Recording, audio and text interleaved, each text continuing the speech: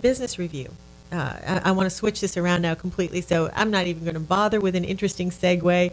I want to talk about the office environment itself now. So I'm getting completely away from startups, and I want to talk about this article I saw in Harvard Business Review that's fascinating to me. Your coworkers see your office differently. Very interesting article to me. And I guess to me it makes so much sense, and it explains a lot. We all have had those awkward social situations where you're standing with somebody from another country and they are really invading your personal space. I have been nose to nose with people before where I'm like, oh, please just back up just a little bit. Can I offer you a Tic Tac?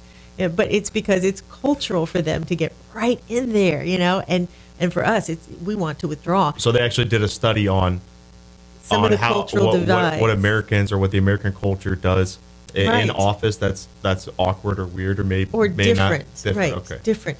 And interestingly, too, this ties in with a study I saw another time, and I can't remember the exact specifics, but they measured the space that people were comfortable with. Americans have a certain space that they're comfortable with, and I think it's about a foot between them. British people want a little bit more space.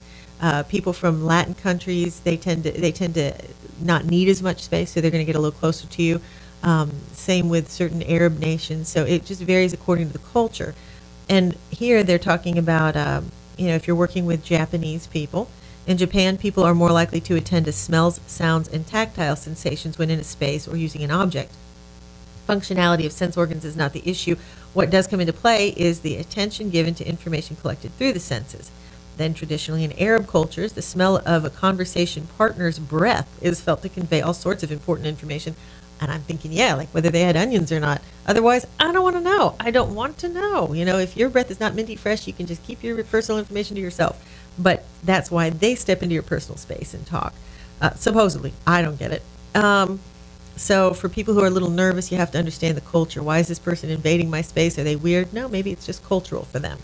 But it also goes into designing the office environment, because some cultures are more comfortable with power structures than other cultures. For instance, a power structure?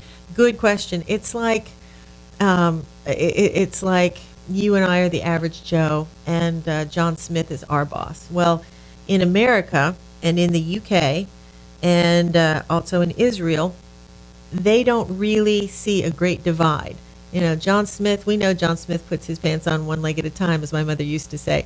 He's really no different than us, except he might have a little more experience, and he's our boss. But we don't expect to, he's not deified. We don't worship the ground he walks on.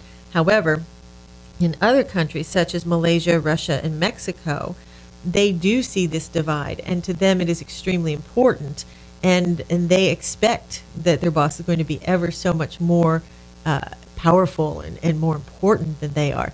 In America, for instance, we cringe if somebody says you're superior, unless you're in the military.